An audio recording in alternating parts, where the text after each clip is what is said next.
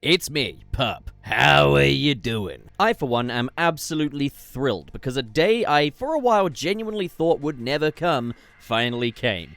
Once again, thanks to Ketchup Entertainment for buying these Looney Tunes movies away from certain doom. And once again, the Toons have proven that they deserve to be saved. And with this one, they've got a lot on their mind. Coyote vs ACME tells a generation in a perfectly family-friendly, fun, succinct, and accessible way.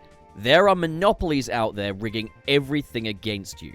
There are multi-billion-dollar corporations that'll knowingly sell you an ineffective or outright incompetent service. And they'll do it in broad daylight, and the justice systems ultimately serve the highest bidders. You're too little to really stick up for yourself. But the film has a message that it can be genuinely rewarding to take a stand for the little guy, even if the win isn't the win you wanted. Because there's a lot of little guys out there who need representation. It's a film that says, sure, you'll bounce back, but you spent the money and you felt the consequences. Don't let that slide because the rich and powerful should fear us. Alright, so imagine doing that in a Looney Tunes movie. That fucking rules, and I can 100% appreciate why a corporate leech feeding from the gutters of the industry's anus would do everything in their power to try and kill a spirited little project like this. But lo and behold, there are still people out there who care about art like the folks at Ketchup Entertainment, and the folks who made this film as well. The corporate shitheads at Warner Brothers, I'm thinking about you, David Zaslav, who don't give a damn about art or justice or anything like that, played wonderfully into this film's themes. The cancellation of this project only further fuels the themes of this film, which is that the corporate giants think they can get away with literally anything, and maybe they can, but that doesn't mean we shouldn't make them fear us. So the fact that a giant megacorporation tried to squash this thing, you couldn't ask for better marketing. I don't know how effective it's going to be. I don't know how far in the public consciousness this film is, but it is amazing that an act of corporate malfeasance led to this Warner Brothers project, mind you, ending up being this scrappy little film that good. The fact the film had to be saved from corpos just gives it an air of credibility that it wouldn't have otherwise had. So while David Zaslav still walks away a rich man, there's no buying your way out of looking like a fucking dork, dude. It's funny because earlier in the year, I got scammed and I lost a whole bunch of money. My bank got it back for me, but then decided to completely withhold it. I'm sure we've all got a story like that. The bank was NatWest, by the way. Don't bank with them. Maybe you had to have something delivered to you that never got delivered and you couldn't get a refund on it. There are companies like YouTube that can just completely demonetize people's livelihoods at the drop of a hat, but they don't answer to anyone. If that shit bugs you, Coyote vs. ACME is a film for you. And because this is a Looney Tunes movie, they managed to take that message and make it a really good time, but making it a really good time by no means dilutes it. This is how you do IP storytelling with real-world themes. This is how it's done. So just out the gate, I absolutely love this movie. Ketchup Entertainment have brought us two absolutely incredible Looney Tunes movies with this and The Day the Earth Blew Up, back to back, proving that when it comes to Looney Tunes feature films, the Space Jam movies are kind of the worst you can do, which is saying something really positive here. Look, I was rooting for this movie, I won't lie. Yeah, I do have a bit of a bias in its favor. I wanted this thing to exist, and now it exists. As far as I'm concerned, I don't owe this movie anything further, but whether this movie was good or bad, I was rooting for it. Fortunately, I think it's absolutely fantastic. So the plot is basically that Coyote approaches a small-time law firm with a formal suit against the Acme Corporation. And this legal firm has a very standard procedure for this kind of thing. Toon incidents pertaining to the Acme Corporation, and then they get a little settlement, and that's kind of how their business model is built. As far as Acme's concerned, it's pennies, and it's understood that the Toons are resilient, they're durable, so, you know, they'll walk it off. And immediately, I gotta say, I love how this film approaches bringing cartoon logic into the legal system. It kind of establishes that there is a difference, in terms of like the culture anyway, between a Toon and a regular person. And in that regard, it is very akin to Who Framed Roger Rabbit. So they don't really get the same rights when it comes to corporate malfeasance. A Toon isn't going to die as a result of an explosion, so as far as the law is concerned, it is what it is. And I will say this is a testament to the film's sense of world building. There is the clash between humans and their laws versus cartoons and kind of the lack of rules or how they're able to kind of improvise logic as they go. We see how these two worlds kind of interact with each other on a much deeper level than we've ever seen before in a live-action Looney Tunes movie. Neither party feels really compromised either. And you know, these live-action hybrid projects often elicit an eyebrow raised over how are the human cast going to do. These things can kind of make or break these movies. In this case, I think they did a nice job. You can see that there's definitely clear inspiration from Better Call Saul. Having the film take place primarily in Albuquerque was a really good move. A lesser film would have set it in New York. But yeah, on a surface level, this film feels like if you've ever wanted like a PG version of Better Call Saul that exists in the same world as the Looney Tunes, with Jimmy going up against the Acme Corporation with his client Wile E. Coyote, and the head of the Acme Corporation is Foghorn Leghorn. How could I not be all over that? So you've got really fun surface level stuff paired with some really strong substance here. Now this film has a bit more of a challenge on its plate than previous Looney Tunes movies in that the focus is Wile E. Coyote. And he's obviously a silent protagonist unless you see him in the Bugs Bunny shorts where he speaks. I'm not against them ever revisiting that concept, full disclosure, but I am so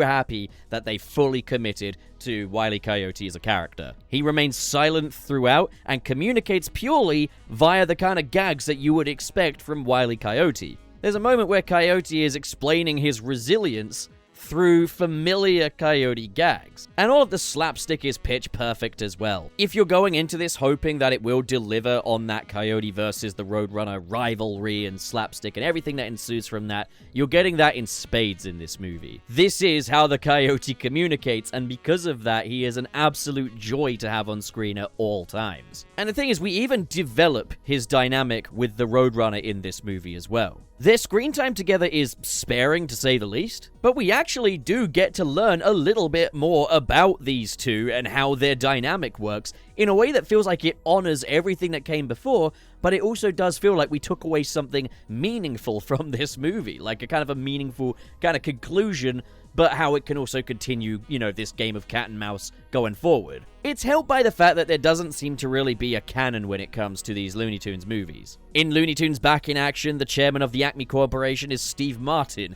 In this movie, it's Foghorn Leghorn. Why is Foghorn Leghorn a bad guy this time? It really doesn't matter. They are just using these characters to tell this story. And that's another thing worth noting, is that this film is a little more sparing with the other Looney Tunes characters than, say, Looney Tunes Back in Action or Space Jam were. It's not to the extent of The Day the Earth Blew Up, where it is just laser focused on a trio, but for example, like characters like Bugs Bunny, Daffy Duck, they are relegated to effectively glorified cameos. Still playing pivotal important roles, and you know, if you want to see them, you will see them. But they are playing roles in a story that is in service of Wile E. Coyote. So it is firmly a self-contained film, not bogged down by any sense of canon, and I think this is what helps the Looney Tunes to stay so relevant today. They don't get bogged down by things like canon and trying to make sense of everything, they just tell stories. But with that snarky, irreverent Looney Tunes edge. With Looney Tunes at its best, you always get that vibe that this was made by adults for themselves. They were making these family-friendly tunes, but as the adults they were snickering at this shit. I'm the Easter Rabbit, and I'm supposed to be happy and gay. This is a film that, in a suitably Looney Tunes way,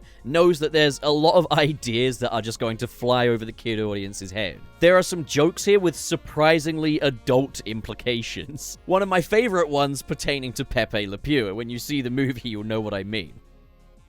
But I assure you, it is really fucking funny. I get the feeling that especially is where we're seeing James Gunn's intervention. He cannot resist having adult skewing jokes. But again, it feels suitably Looney Tunes as well. I will say, I think this is noticeably the lowest budget Looney Tunes movie to date. It doesn't have, like, the broad scope or the absolutely frantic energy of, say, Looney Tunes Back in Action, which is actually suitable because I would really prefer that a movie called Looney Tunes Back in Action have the most action of the Looney Tunes movies. That just feels suitable. The comedy largely comes less from action so much as it does dialogue sequences and seeing how the Coyote factors into that. There's a much smaller sense of scope to it, but another area where that lower budget feel is definitely reflected is the animation. This is noticeably lower budget animation than anything in the previous Looney Tunes movies, but the question is, did they do a good job? And I would say yes, they did. In Looney Tunes Back in Action and the Space Jam movies, we saw hand-drawn animation incorporated into live action. And it added a little bit of airbrush shading to it just to make it fit a little better. And it looked absolutely beautiful. For Coyote vs ACME, however, for the most part, they're using 3D cel-shaded CGI, but it's trying to kind of mimic the look of the 2D hand-drawn animation. The end result, and this isn't like a massive diss or anything, but the end result is that there are large chunks of the movie where the characters look like Fortnite. You can tell that the cel shading has been quite quickly done. When trying to mimic 2D with cel shading, typically 3D artists will mess around with the normals data on the models, effectively training the model to react to light and shadow in different ways that better resemble how a 2D artist would draw shading.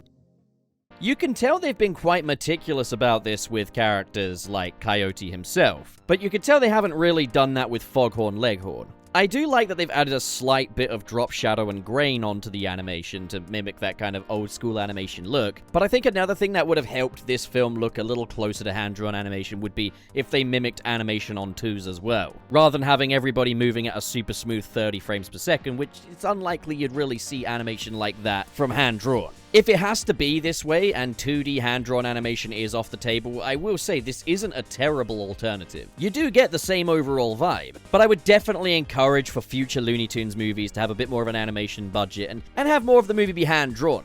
In fairness, we did just get The Day the Earth Blew Up directly before this one, and that film was almost entirely hand-drawn. By far the most hand-drawn of the Looney Tunes movies that we've had so far. Speculation, but given that these films were made at a very similar time, I do get the feeling that the animation team were all locked in on The Day the Earth Blew Up, so they kind of had to make do with the CGI here. The thing is, though, it's not like the film doesn't compromise a little bit. It's like they knew that we did still want to see some 2D animation, so they made sure there was some 2D animation.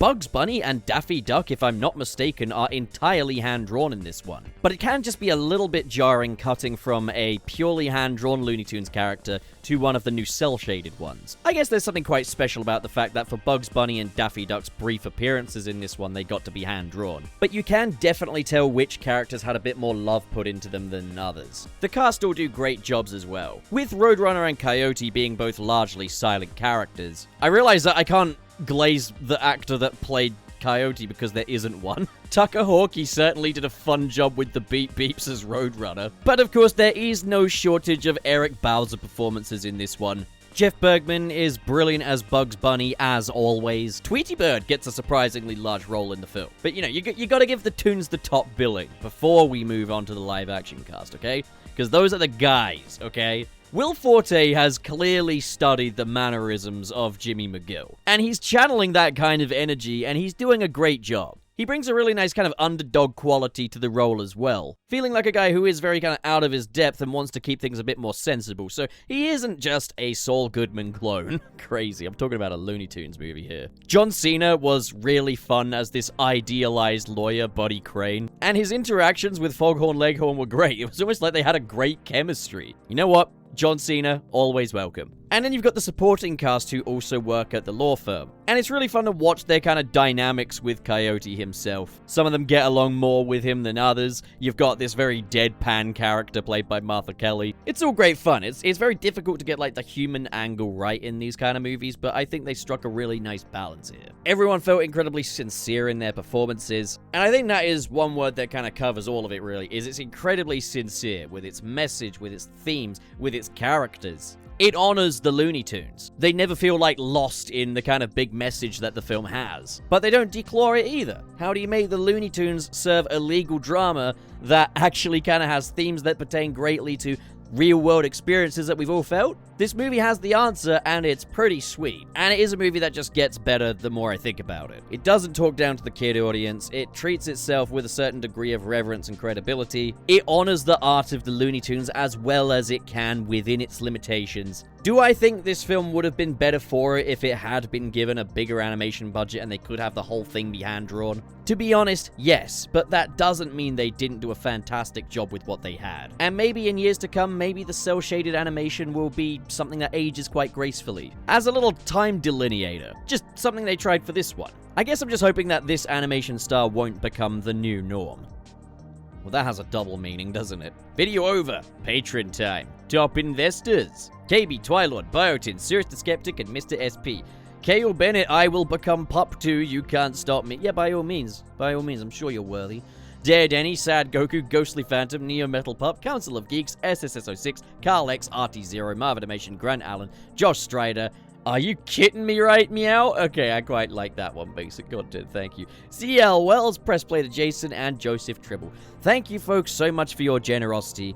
And to the rest of you, my channel is indeed a buffet. Go get yourself another plate, you know how it is. Farewell.